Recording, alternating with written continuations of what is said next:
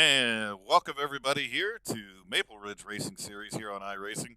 Tonight we've got the Vermont Sim Race. Why did I enunciate that so much? But the Vermont Sim Racer Dash from Bristol Motor Speedway. We're here with the Super Late Model Series and looking forward to a really cool event here this evening. They changed up the format a little bit, Jamie. They're going to be running some heat races to set the field here for tonight. 2 heat races coming up here shortly. And then tonight we got a special guest up in the booth as well. We'll be talking to the founder and owner of Vermont Sim Racing. So a lot of cool stuff going on tonight, man. Yeah, absolutely. And on top of that, it's Bristol. Doesn't get any better than that. So we're going to get to see a couple heat races here. They're going to be 10-lap heat races. They're getting ready to get the first one underway here. And we would like to talk to Mike Garber as soon as he gets off of mute. Definitely like to talk to him and find out a little bit more about what goes on with VT Sim Racer or Vermont Sim Racer. Yeah, absolutely. I mean, I'm curious. We were talking about it before we jumped on the air, and just kind of what a cool setup they got going on. We've even talked about it a couple different times, and I mean, gosh, Jamie, it's been 25 years we've been doing sim racing. So I think we've got Mike now. So, Mike, it's Pat and Jamie up in the booth. You got a copy? Awkward silence. All right. Yes, I'm sorry. I'm new to all this stuff, so I'm figuring out which earphone to listen to.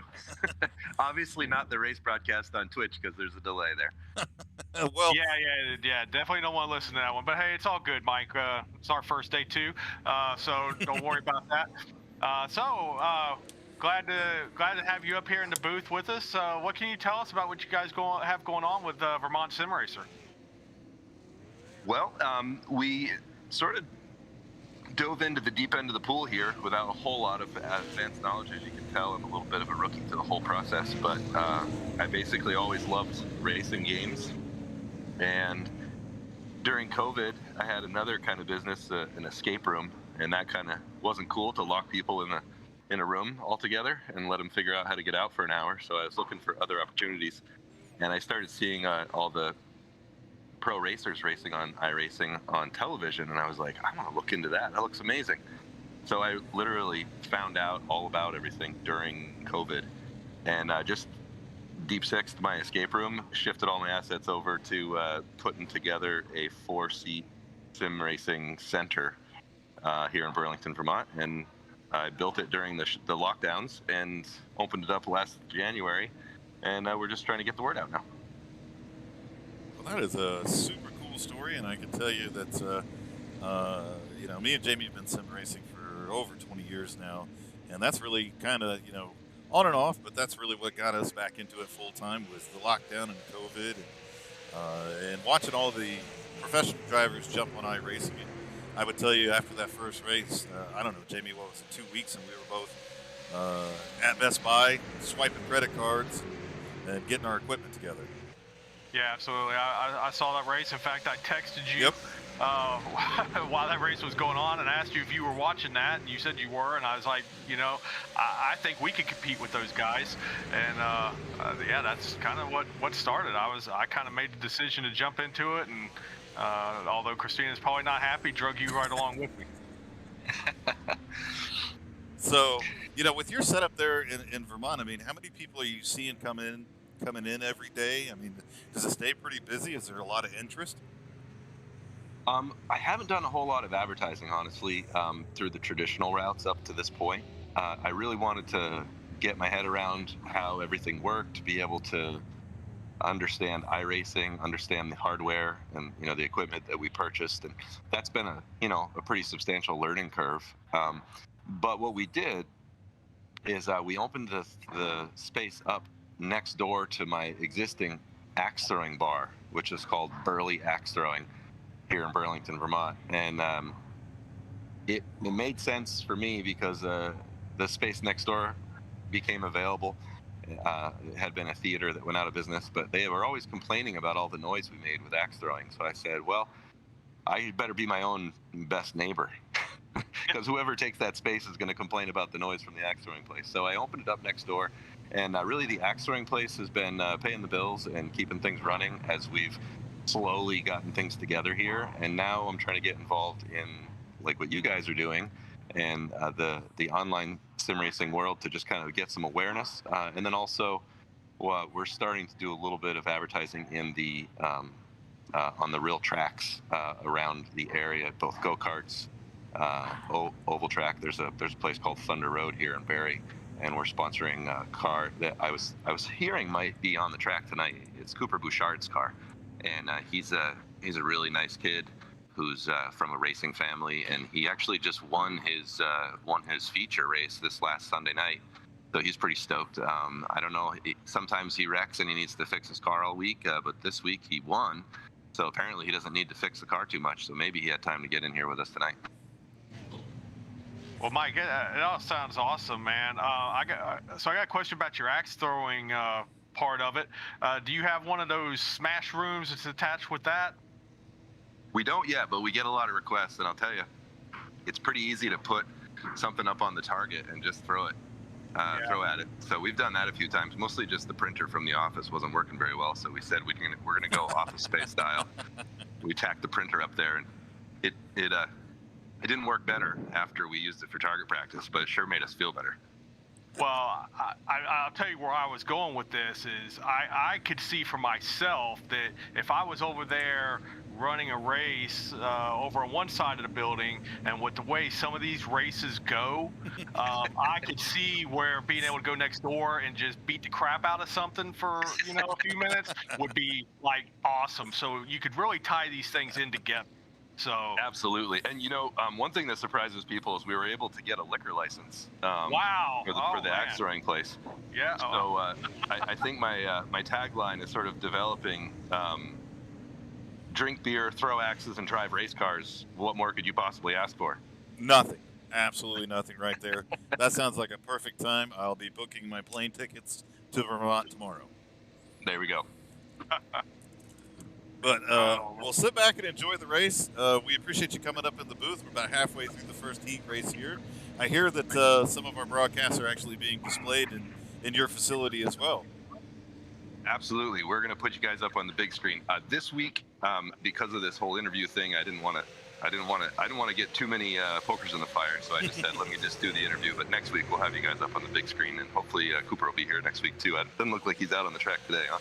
I don't see him out there on the track here right now. He might be in the second heat coming up here, but we appreciate it, and we always, anybody that joins the sim racing community, I mean, we're big fans of it. There's a lot of fun to be had out here, a lot of competition. And it's always awesome to see great sponsors come on board and help out some of these drivers and get a little bit more awareness for what we're doing. So we appreciate it, man. And man, I'm gonna have to make me a trip up there, throw some axes, drive some race cars, and drink some beers. I mean, that sounds like a party, man. Sounds good to me too. And I just want to say I really appreciate the work you guys are doing, and I think that the broadcast is tip-top quality. I really like your commentary and the way you're also patient and kind with Alex and I as we get all the little gremlins worked out. Oh man, well, honestly, this series has been a blast so far. I mean, this is third race into it, but Alex has done a tremendous job with it. The drivers have done an outstanding job. We can't say enough good things about it. So definitely looking forward to watching this grow, and best of luck to you with your endeavor there, and can't wait to see it when it opens. Right on. Oh, we're open now. So yeah, we opened back in January. So anytime you're up here, come and see us. We'd be happy to have you. Awesome. Thanks so much, man. Yeah, have a good race. Wow, that's always really cool to see and to listen and to hear the stories about some of the different business ventures that are happening out there and how big the sim racing world is actually getting. And it's cool to be a part of it. And you're right, Jamie. This has just been a fun league to be a part of. It's fun to watch it take off, and just super cool to be able to interview him here this evening and listen to what he's doing up there in Vermont. Yeah, absolutely. I remember, back in the day when, when we were running league on Sunday mornings and stuff, there's a lot of people that had interest in what we were doing. I would go to work on Monday, especially if we were top three and did the interview things afterwards. People would genuinely want to listen to it and were interested in what happened. But that was about as far as it went. You're really starting to see a lot of growth and a lot more people getting involved with it, and that's pretty cool. It's kind of surprising it's taken this long. I mean, we're talking some 20 years later. Yeah. Quite honestly, the sim itself has not really changed all that much. No. It maybe looks a little better, not a whole lot better, but a little better than what it used to. The physics are what they were back then, but definitely the interest is growing, and you see it with people getting into it. You see it with people, with the manufacturers making equipment for it. So it's definitely becoming a lot more legitimized. Yeah, for sure. And there's a lot of competition out there as well, and a lot that you can get into, and just like we talked about, Jamie, there are a lot of companies that are coming on board. We've had some great sponsors come on board, so a lot of fun to see it grow. But we've already burnt through heat race number 1. Wish I could tell you what the final running order of it was.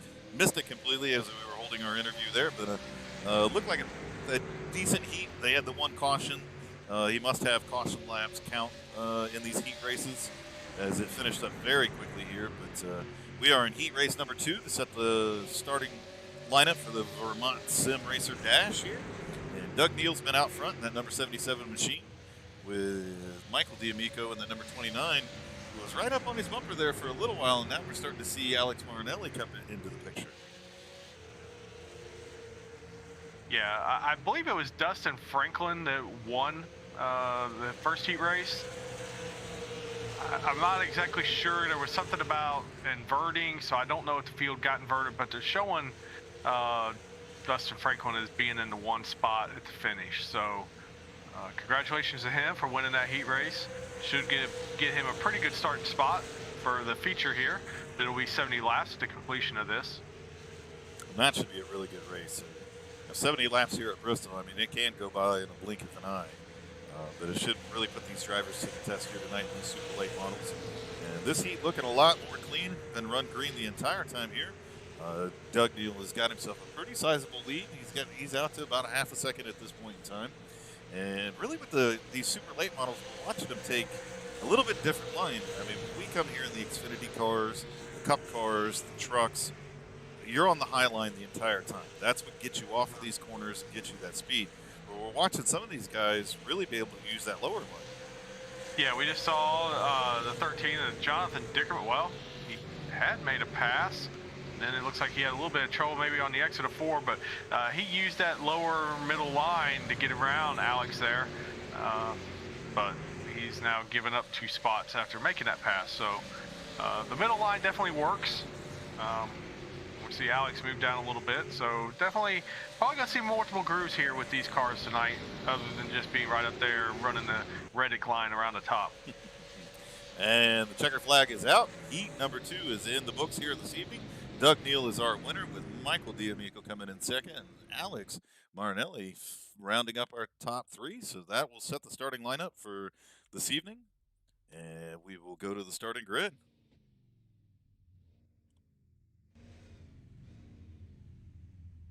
All right, I'm gonna have to go ahead and let you take the starting lineup tonight, because you've got the grid, and this is all jumbled up on iRacing. So I'm not in no way I can do it. So you're gonna have to take it. I got it, man. I got it. Starting on the pole this evening is going to be Dustin Franklin, the number 8 machine, winner of heat race number 1. Doug Neal in that 77 machine, winner of heat race number 2 from Simbox Motorsports, is going to start on the outside pole. Starting third is going to be Rob Riggins in that number 40 machine from Higgins Hill Racing. Starting fourth, Michael D'Amico in the number 29. Starting fifth, Michael Waite in that number 9 machine. Starting sixth, our very own Alex Marinelli in that number 22. Starting seventh is going to be Jared Ardette from 603 Motorsports. Starting to his outside is going to be John Dickerman at number 13 from JJ Racing. In the 9th position is going to be Christopher Morse Jr. in the number 3 machine. To his outside, Mike Warren in the number 4 from Kryptonite Race Cars. Starting in 11th is going to be Robert Alley Jr. in that number 83 machine. And then starting in 12th, our very own from Goat Locker Racing, Ryan Pendleton in the number 23. Starting 13th is going to be Jonathan Hancock in the number 14 from 247 Race Control. And Rounding out our field here, starting shotgun on the field is going to be Joseph Mitchell at number 45 from Martin Motorsports. So, decent field here this evening. 14 cars going to take the green flag here tonight for 70 laps at the great Coliseum that is Bristol Motor Speedway. What a fun track. It should be a lot of fun for these super late models. Yeah, looking forward to watching this. See, we're missing Jesse Necula tonight. Miss having him out here. Yeah, I did not quite notice that Jesse wasn't out here. He's been around for the first couple of races, so hopefully he's back next week. See, we've got Eddie Smith in the stream hanging out with us. He probably thought he was going to jump on here and catch us broadcast of practice or something for Friday night. Report something back to Jonah. Better watch out for them Go Locker boys. Hey, we got the field outnumbered on Friday, so it's 2 of us against the rest of them. So we'll do just fine. And we are underway at Bristol for the Vermont Sim Racer Dash. And Doug Neal is going to use that outside line and take the lead here off of turn 2 and then turn 3. Yeah, I kind of saw that one coming there. I mean, you can really get these cars wound up on the outside. But watching these guys take that high entry, bring it down, and power them off, I think is going to be the slight differences that we see here with these super late models. Watching some guys struggling with loose off these corners. That number 9 machine has really gotten sideways a couple times. Yeah, they are dealing with some loose cars as the 13 climbs the fence and collects. And we got a caution. We got cars piling in here right now, and yeah, that is one of the things with the super late models that really iRacing's got to take a look at. These cars get into the wall, and and I know we talked about it last week, Jamie, they just want to wall climb, and there's no real stopping them from doing that. Go back here and take a look at how this happened. Is the 13 car comes off the corner, and again, you'll see him it wants to climb the wall, no control at that point in time, which really, under any other normal race conditions, you just bang it off the wall and keep going, probably slow down. But it really threw that car out there, and then as he slides back up the track, collects in the 83, the 45 piles in as well, and nothing any of these other cars could do. Ooh, Ryan Pendleton squeaked by on the outside. Was lucky to avoid that mess. Good driving there, Ryan.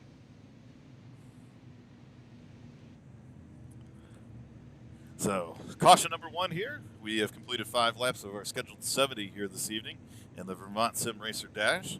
We're here with the Maple Ridge Racing Series. This is, well, like I said, a little bit different format here this evening. Had a couple heat races to kick it off. That's what set the field here this evening. Doug Neal and Dustin Franklin are 2 heat winners. Both of them still running up front at this point in time. And as we talked about a couple of different times, the lanes are a little bit different here than you would traditionally see if you're an oval fan. But these super late models are really making a lot of speed around here. And we're starting to see a little bit, too, coming out of the corners. Back ends are wanting to step out on them. Yeah, I mean, these super late models are getting around here. It's about every bit as fast as a cup car will. Mm-hmm. So I mean, they're all running sub 15-second laps. I mean, that's fast. So yeah, I mean they're booking it around this place for sure. And you're right. I mean, those are cup times, or very close to them, and so a lot of car control will come into play. And that's one of the things by taking that higher arc and really trying to power this car up coming up the banking. It'll tend to want to make it a little loose as that suspension unloads. And so sometimes running that higher line will keep that car planted a little bit more because it'll keep the suspension loaded almost the same way as you ride that same line. But when you make those elevation changes and the banking changes as well, it tends to want to upset that car a little bit.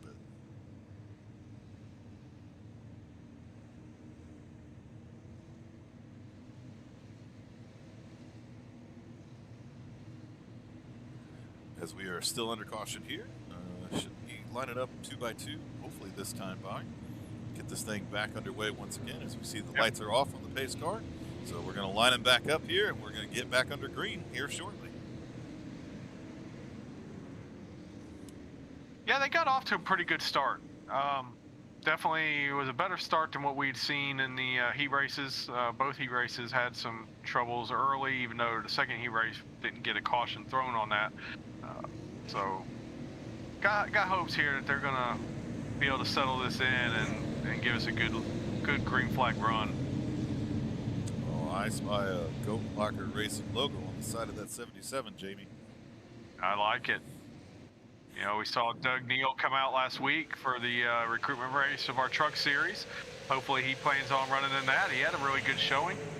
Good. And, we're back underway here again, and I think we're going to see it again, Jamie. That outside line is going to prevail. So now Dustin Franklin moves his car up into the lead, and the 77 has to fall behind. So that's twice now. The car on the outside is the one that gets the lead coming out of corner number 2. Yeah, Bristol is one of those tracks that anytime you're leading the race, you wish you had the choose rule. Absolutely. It's such an advantage to start on that outside. You're going to carry that momentum into the corner, going into one, and you're just going to easily beat the inside car off the corner coming off of 2. Woo! Ryan Pendleton gets into, couldn't catch the car number there. As we see Ryan Pendleton now run side by side with the number 9 machine of Michael Wake. Most cars right now are lined out single file. This is the side-by-side battle I see in the field. And again, and that was a perfect example there if you were watching. 3 cars go through turn number 2. 1 low, 1 mid, 1 high. So these guys are out here trying all the different lines here, trying to find the speed around this track. Yeah, while they're doing that, Dustin Franklin is opening his lead. He has definitely checked out from the field here a little bit. He's up almost 1 second at this point in time over Doug Deal. And running a little bit higher line, not bringing it all the way down there. I would say probably exiting the corner about mid-corner. So he's really got that car wound up, and he is making some great lap time around here as he continues to run sub 15-second laps. Thought we were going to see a battle for third. Rob Higgins looked to try to get to the inside of Mike D'Amico. Didn't quite work out. He fell back in line. Yeah, watching that number 40 machine, I've seen him stick his nose underneath the 29 a couple different times. But when he goes to power that thing up out of the corner, it starts to kick a little bit loose. And of course, the 29 car carries the momentum down the straightaway, and he's just not able to make that pass right now. So now we're seeing Alex Marinelli move up through the field. He is joined this battle for third position as the 29 gets into the wall. We got an Uncle Greggy sighting in the chat. Nice to see you out here, Swervin' Sherman. We should see him tomorrow night in the Goat Locker Racing recruitment race. So. Well, I hope we do. He missed a good one last week. He did. Oh, wait. Oh. No, he was there last week. He was there. I'm sorry. Oh, Ryan Pendleton misjudges being clear of the 29, gets clips across his nose, and I believe he is now on his lid. Oh, nope, back on the tires. Back on the tires. Caution is out. We'll go back and take a look at that, and we're going to see as he tries to back this up a little bit further. They come up out of the corner. 29's got momentum on the outside. I don't think Ryan was completely clear. He thought he was. That car decides to ride the wall and then flip over. And that is a wild ride right there. And amazingly enough, the car is still rolling. It doesn't look all that bad. It really doesn't. That is really. He's going to bring it down pit road anyway. It definitely got some damage to that car. So get it fixed up, get back out there. But definitely a racing incident right there. Is coming off the corner and just by mere inches did not quite have that car, the 29 car, clear. They get together and the infamous wall ride or wall climb gets him and flips him over.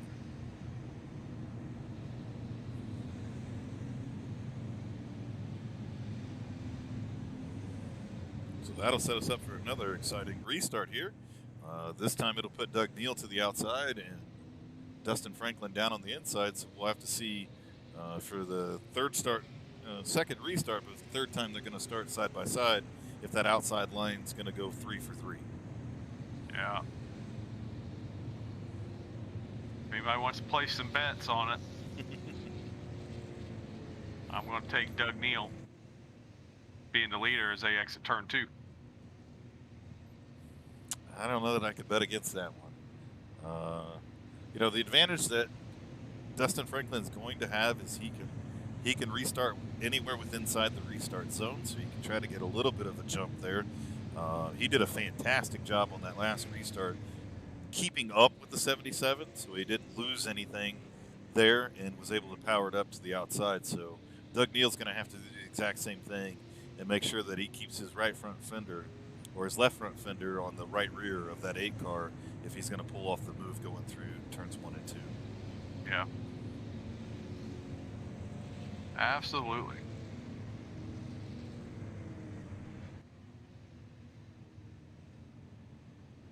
But through all that, Ryan Pendleton has lost a lap there. So he is showing in 13th position, 1 lap down. The only a car a lap down. So if we get another caution, we should be able to get that lucky dog. Come back around, get back on the lead lap, and get back up here and start battling. But as we go back through the field here a little bit, our biggest mover of the race so far is the number 4 machine of Mike Warren. He is up 5 positions from where he started, sitting in 5th position right now. That car is definitely looked better because he's got a pretty significant amount of nose damage, but doesn't seem to be bothering him as he continues to move up through the field here. It's Bristol. That's true. That's definitely true. You don't need a whole lot of aero here, and it's really, as long as your back spoiler is probably in good condition and you get downforce on the rear of the car, you're probably going to be okay.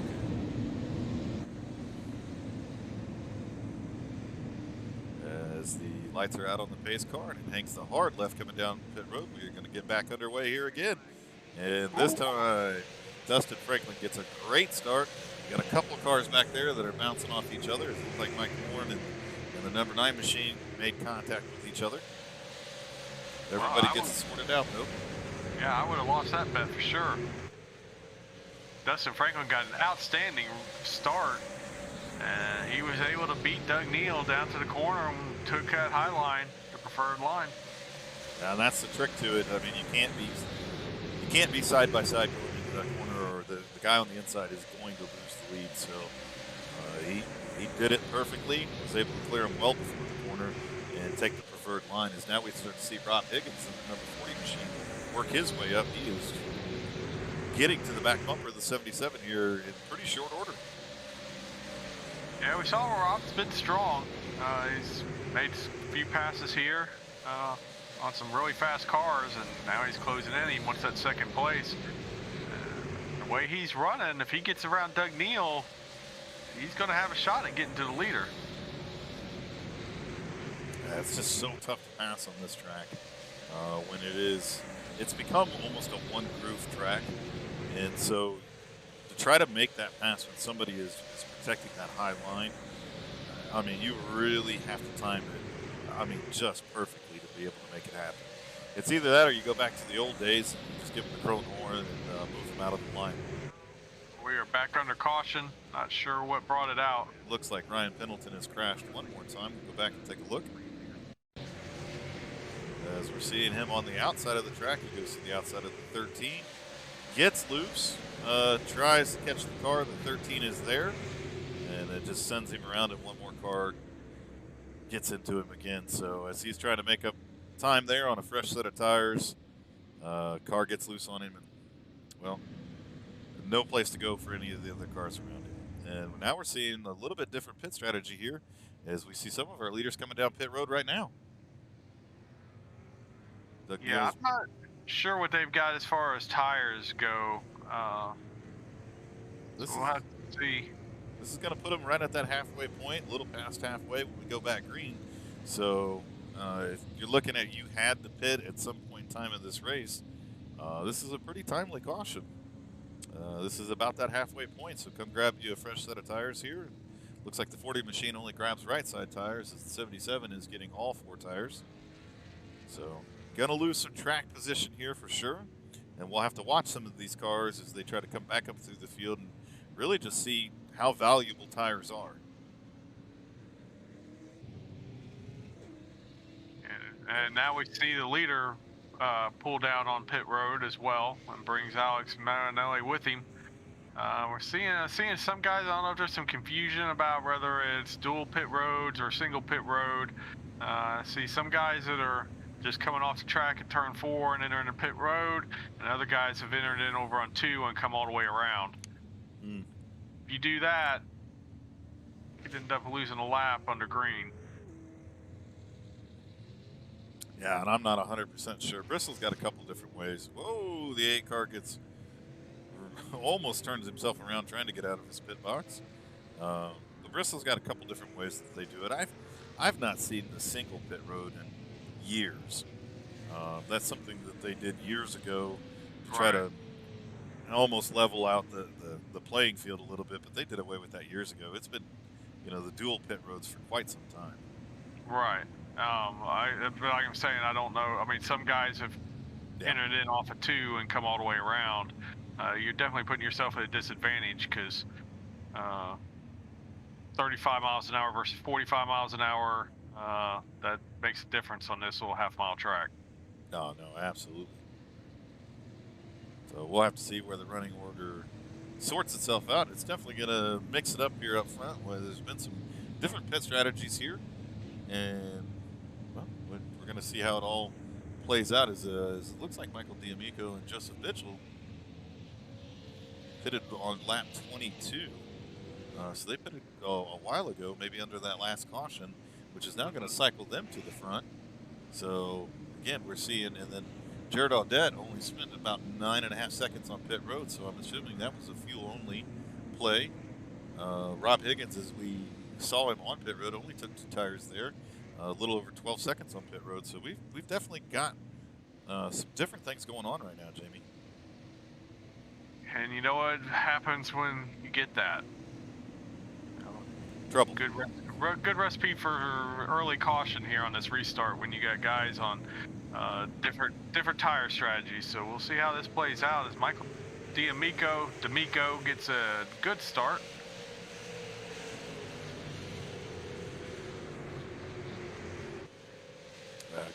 Good restart there. He's got Christopher Morris right there behind him. And we're going to see some of these guys that got the 4 fresh tires here recently, how they're going to be able to move up to the field. As now we see Joseph Mitchell as well. Right now, our biggest move of the race, up 11 spots through a little bit of pit strategy, up here battling for the lead as well. Yeah, we got a good battle here between 3 cars trying to get this lead. Good side-by-side action between Christopher Morris and Michael D'Amico. Christopher Morris actually gets credit for leading that lap as he pulls in front off turn 2. But Jared Audette in that 76 car looks like he is making up some ground.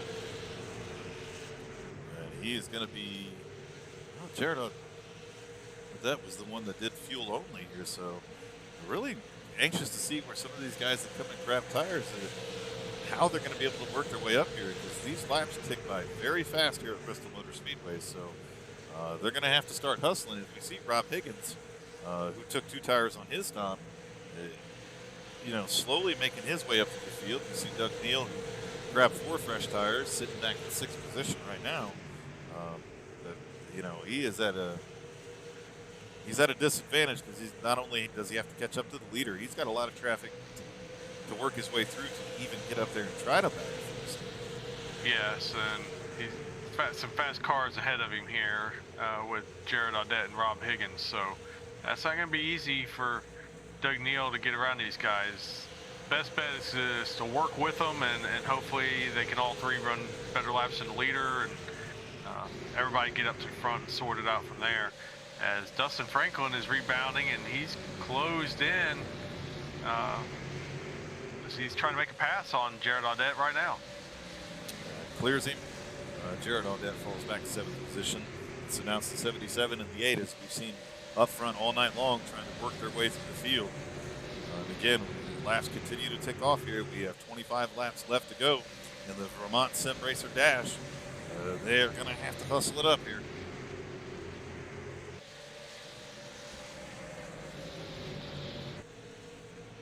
With the field getting spread out like this, we may very well have seen our last caution. There's not a lot of side-by-side racing going on at this point in time. And Doug Neal and Douglas Franklin are both, or Dustin Franklin, are 1.7 and almost 2 seconds back of the leader at this point in time. So, I don't know, Jamie, unless a caution comes out and they bunch this field back up again, I'm not sure those guys are going to be able to make that up. Still got 22 laps to get it done, so you never know. I mean, for the leaders, the tires really might start falling off here in the next few laps, and if so, these guys with the fresh tires could make up gobs of time in a hurry. Very true. Yeah. And here comes the 8 of Dustin Franklin to the inside of Doug Neal. But Doug Neal holds it off for now. As Christopher Morris Jr. is really starting to stretch this thing out and pull away from the rest of the field. And those two guys are not making up. They're actually losing time to him at this point in time.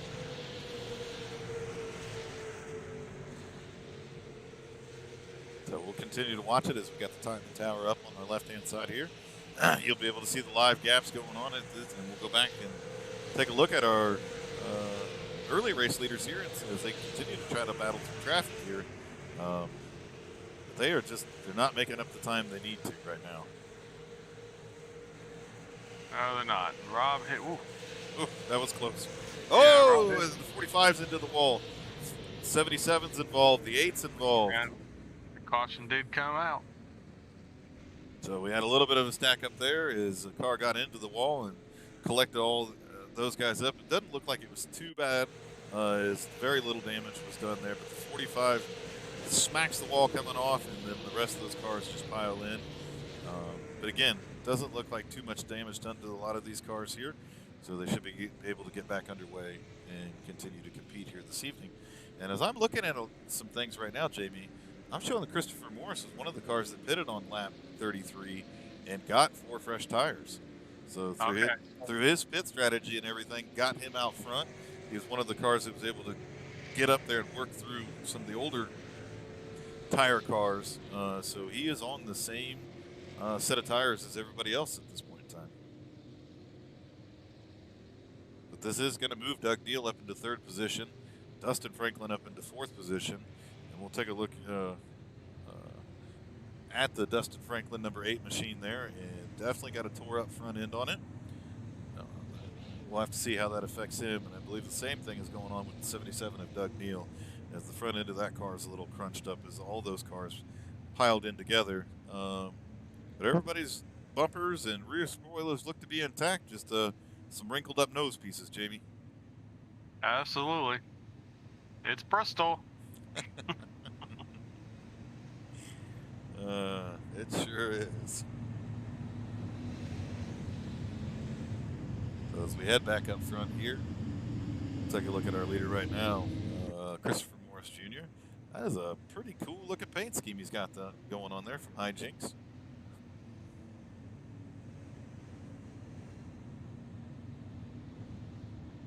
Yeah, quite a few pretty cool paint schemes in this series. Got some talented painters out here. Yeah. Looking at Michael D'Amico at this point in time, and the number 25 Haviland machine, 29 Haviland machine. As we showed you, the 8 Dustin Franklin. We'll take a look at Doug Neal as we focused in on him a couple different times from Simbox Motorsports. Robert Alley Jr., as we haven't really had a chance to call his name, but he's up 6 spots right now from where he started in the top 5. Cool looking car there. Alex Marinelli, we've called his number a couple different times this evening, but again, from Vermont Sim Racer is the sponsor on the hood there. We got John Dickerman in the number 13. Mike Warren in that number 4 car. Rob Higgins, who we've had a chance to kind of focus on a little bit as he was a little bit different strategy there. And now we take a look at the 76 of Jared Audette as he's gotten that car fixed up. And we'll get back up front. And then it's kind of rounding out the cars that are on the lead lap at this point in time. Yeah, speaking of that Haviland car, I saw a post today. Mm-hmm. on Facebook Marketplace. Okay. Somebody was selling a 1990. It was a Davy Allison car, 28.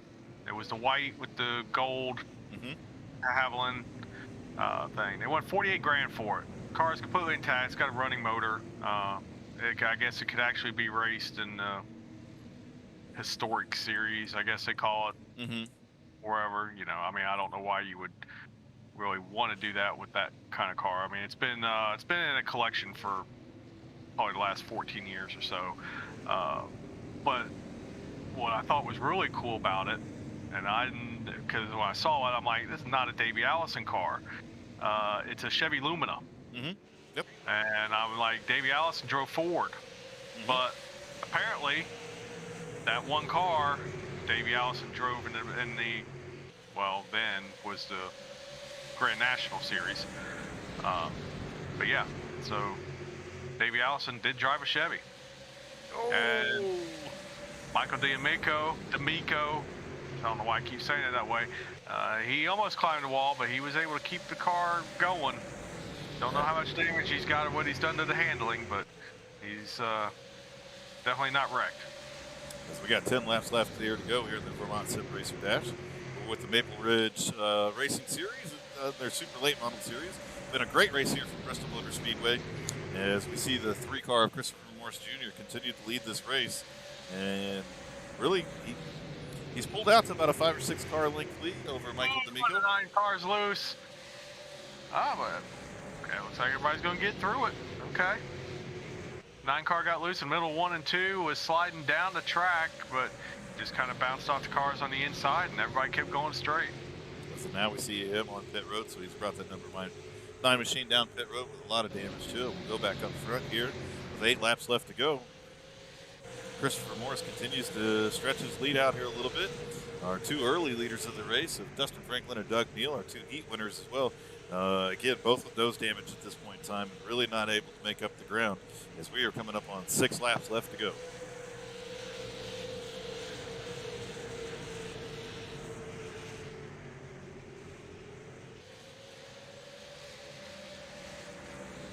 Had a couple cautions here this evening, but a lot of great racing throughout the field.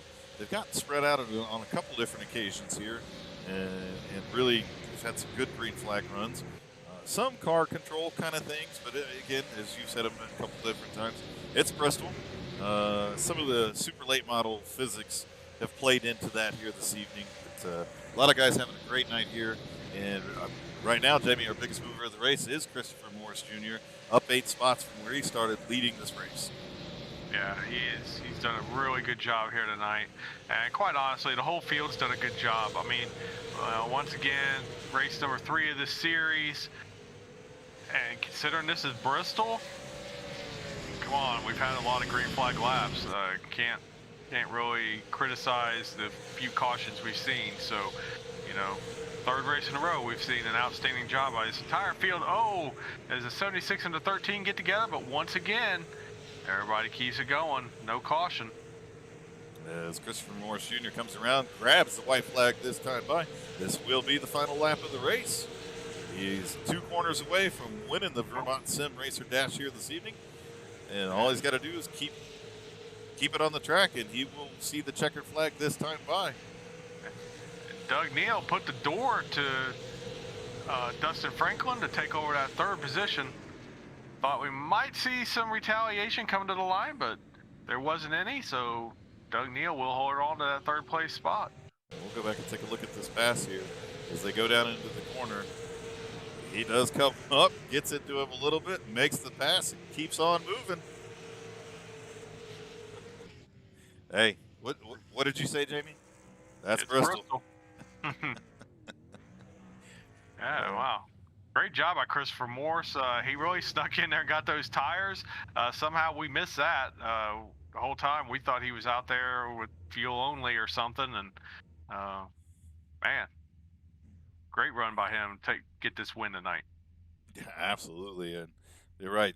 Through all the different pit strategies that were happening and some of the confusion of these guys coming down the wrong pit roads and all this other stuff, somehow we lost him in the mix. And But he didn't lose his strategy whatsoever, and he brings that number 3 machine home with the win here tonight. So we'll have to find him and bring him up here and talk to our race winner.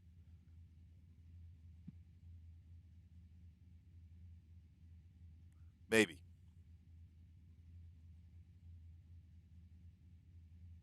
I don't see him anywhere, Jamie. I see Mike. No, Mike D'Amico. We've definitely talked to him a couple different times. I see Doug Neal. Both of them jump down to the top 3 waiting room. But our race winner, who's given us an awesome picture on the broadcast right now, he's got that car parked right on the Bristol Motor Speedway logo, and I mean it's great TV. We'd love to talk to you, man. But in the meantime, let's go ahead and grab Mike D'Amico and talk to our second place finisher.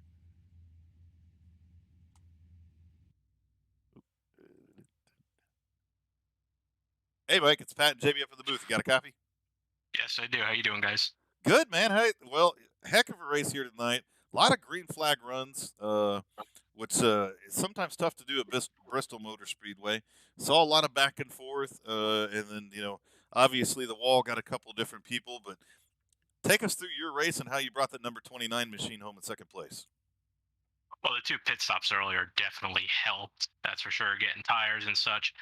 I think I messed up my steering ratio before the start of the race. I was tight the whole race, and I don't know. I thought I had something for it at the end, and then I bounced off the wall, and that was that. But overall, you know what? I'll take a second. I'll take a 2 seconds and a win so far. That works for me. Yeah, Mike, man, another strong run for you tonight. And we did see you get that wall there and start to climb it, but unlike other cars we've seen in the first few races here, you were able to minimize that damage and keep on going. So how was the car? I know you just said it was tight, but we saw a lot of people having issues getting loose. How was the car actually handling? Snap loose to start. Tires started off really cold, and then from there you could start getting a very, very good run through the turns. And mainly, you just got to try to keep it straight coming onto the straightaways. That was the toughest part because it just snapped loose on you at any second. But I was trying the low line, the top line. I prefer the top line, but it seemed like the low line was the way to go. Yeah, definitely. We could see drivers using different lines, which is, Bristol nowadays is pretty much just around the top. So it was kind of cool to see that other lines were working. So again, man, congratulations. Strong second place finish. Great start to the season for you so far. Anybody you need to thank? Shout out, sponsors? No one in particular. My wife, my kids, my buddies Lou and Don watching this race. Thanks for watching. Awesome, man. Well, congratulations. Good talking to you again. I'm assuming we're going to continue to talk to you as the season goes, but great second place finish here tonight. Yeah, I hope so. Thanks, guys. All right, Christopher Morse is in the waiting room now. Well, now he waits on us. Let's grab our third place finisher, Doug Neal. Sounds good. Well, I mean, how's it go? I'm the guy with the microphone. You are going to listen to me, right? That's right. From the wedding scene. Hey, Doug, it's Pat and Jamie up at the booth. You got a copy? Hey, yes, sir. I got you. How you doing? Good, man. Well, from a heat win to really battling for the lead all night long to bringing that car home in third place, take me through your race here tonight and how you were able to bring it home with that podium finish. I run a pretty good bit at Bristol, so I mean, I've kind of run it like we run trucks a lot, and I kind of just ran it like I ran the truck race, run that high line and come down off low and try to save my tires. But we got that late mid-race caution, so I would go in ahead and took tires. But I pit under a closed pit like a bonehead. But luckily, everybody behind me did the same thing, so I got lucky with that. But there's a lot of good drivers in this league. I enjoy this a lot. Hey, Doug, man, congratulations on a strong third place finish tonight. Obviously, ask you the same thing I asked Mike just a second ago. We saw a lot of guys struggling with the car looking like it was really loose. How was your car handling tonight? The first couple of laps, it was really loose coming off the corners. It felt like it just kept wanting to keep going left, but you really had to drive it out to the wall to keep it straight. But once the tires got warm, it wasn't bad at all. Once you got in a rhythm, it wasn't too bad. All right, man. Cool. So, hey, are we going to see you tomorrow night in this second recruitment race? Yes, sir. You will. I'll be Awesome, there. man. You had a good I run enjoy last that. week. Oh, I'm glad to hear that, and we're definitely hoping you're going to run the season with us. We look forward to that. And having Absolutely. you I'm out going there. to. All right, man. So, anybody you need to thank? Shout out sponsors. Just to give a shout out to my partner Nate. We run together all the time. He's a great guy, good teammate to have. We help each other a lot. And of course, my company, Simbox. I make button boxes. If anybody's interested, you can just hit me up on Facebook or facebook.com/SimboxPC. I'll be glad to talk to you, and pretty good deals and great button boxes.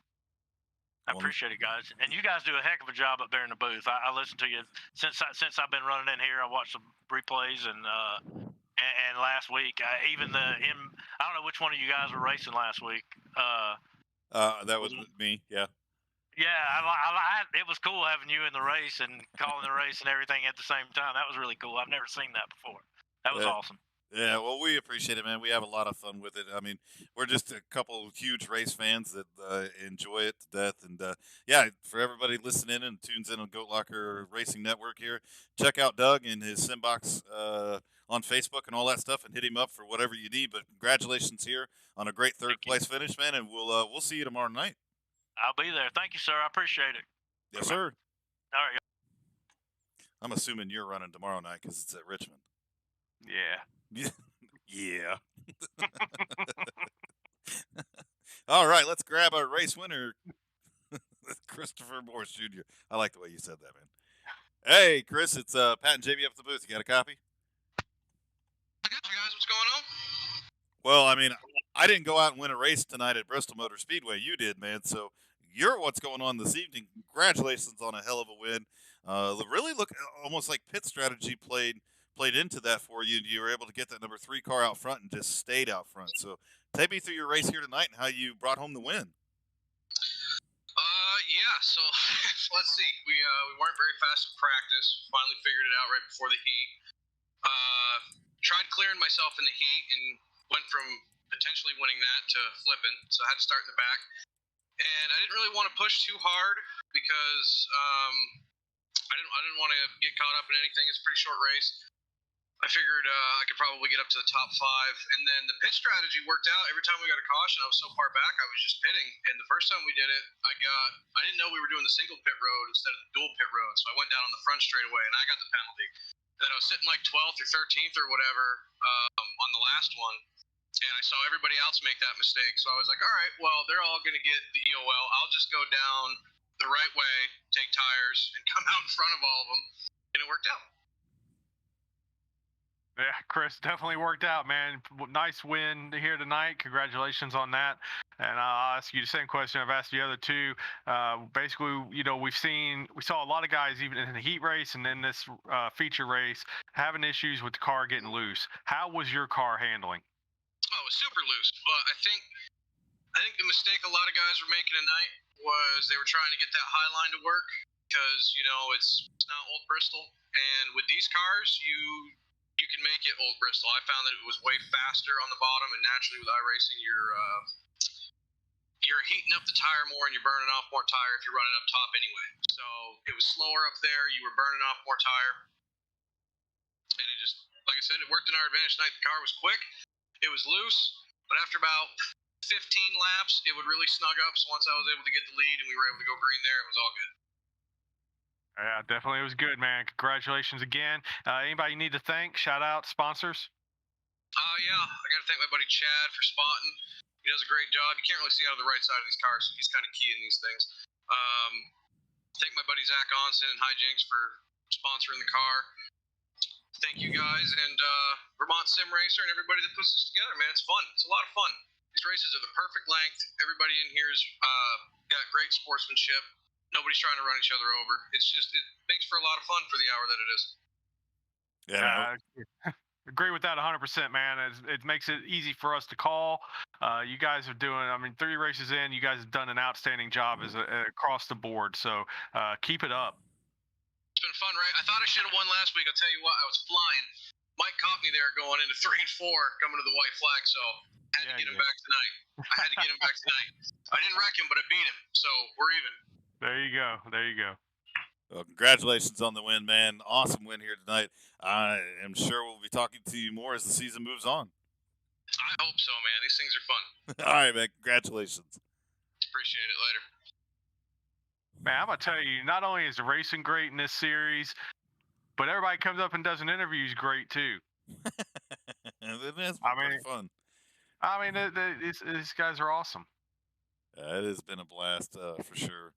Here is we're winding down everything with the race finishing up and all that, and we will kind of, I don't know, Jamie. I mean, at Bristol Motor Speedway, what a fun race. Had a great group of guys come out here. Not a real big field, but I even from the heat races and setting the field that way to doing 70 laps here tonight. Man, a lot of fun. We have been having a lot of fun with this series. Yeah, for sure. So, as we look forward to the rest of the week and the rest of this season, we'll bring up the Maple Ridge schedule here so everybody can see where they can tune in as the week goes along here. But this finishes up the third race of the season. Next week, we'll be heading off to Martinsville. So if you haven't found it, I will highly recommend that you find your brake pedal. You're going to need it a lot at Bristol. If anybody that's tuned in from the original Rebels network, yeah, that was for you as well. Yeah. And then we're going to move over to Iowa. I know, Jamie. I say too much sometimes. I go too far. And then we'll head off to Phoenix and the Nashville Fairgrounds. And then a lot of cool things that they're doing here. The final race of the season, it's going to be a vote from the league members themselves. So we're waiting to kind of see that. And then we'll have the 3-race playoffs start on October the 6th. We've already told Alex where the championship race is going to be. It is going to be at Five Flags because you can't have a super late model series and not go to Five Flags. That doesn't happen in the racing world. No. So, this doesn't even make sense. It doesn't. It really, really doesn't. So they'll finish out and have their championship race there. But a lot of great racing coming up, as we talked a little bit in the broadcasting. For everybody that tunes into the Goat Locker Racing Network, we do have our second recruiting race tomorrow, 7:30 p.m. Eastern Standard Time is when practice will open up. You can go to hosted sessions, just look for Jamie's name, and it'll come up. Should be a lot of fun. It's at Richmond tomorrow. Jamie will be behind the wheel of the truck because Richmond's one of his favorite tracks. So we'll let him get behind the wheel of the truck, and we'll have a lot of fun with that. And then Friday, we crown a champion in the Goat Locker Racing Extreme Xfinity Series over in the original Rebels Racing League. Me and you are in the Final Four, and it'll be Jonah Colbert from JC Motorsports and Logan Sturgeon from Big Fish Motorsports. So really looking forward to Friday night and that Xfinity. And, I mean, I know it. Jamie, you know it. Seems to be a couple knuckleheads, that sometimes show up in the broadcast that don't realize it, but that championship's coming home to Goat Locker Racing. Yeah, it is. Yeah. I tried to tell them that today. I don't know how well they listened. They didn't really take me very seriously. I told Logan exactly how his race is going to go. We'll see. Well, we'll let it play out for them, and then the inevitable will happen. Yep, it sure will. And then Friday night, we're with the Magic Monza's ARCA Series, brought to you by Flexible Freight Solutions. We always take Saturday off, and then Sunday, we'll be back behind the wheel of the Rebels trucks, and should be a lot of fun, as I believe this week we're at Kentucky Motor Speedway. So it should be a lot of fun, a lot of great ways to come out and support us. So please, for those that follow us on Facebook, please give us a little like on our page as well. Hit that subscribe button on Twitch. Everything that you do and help us out with helps us give back to the veteran community. As you may or may not follow us in Discord and a lot of different places, you're going to start seeing a lot of our Goat Locker Racing hats show up on people's heads. So we're doing a lot of cool things out in the veteran spaces, and we truly appreciate everybody that tunes in. Thanks for everybody that tunes in this evening. Thanks to Vermont Sim Racer for sponsoring this series, and we will see everybody tomorrow night.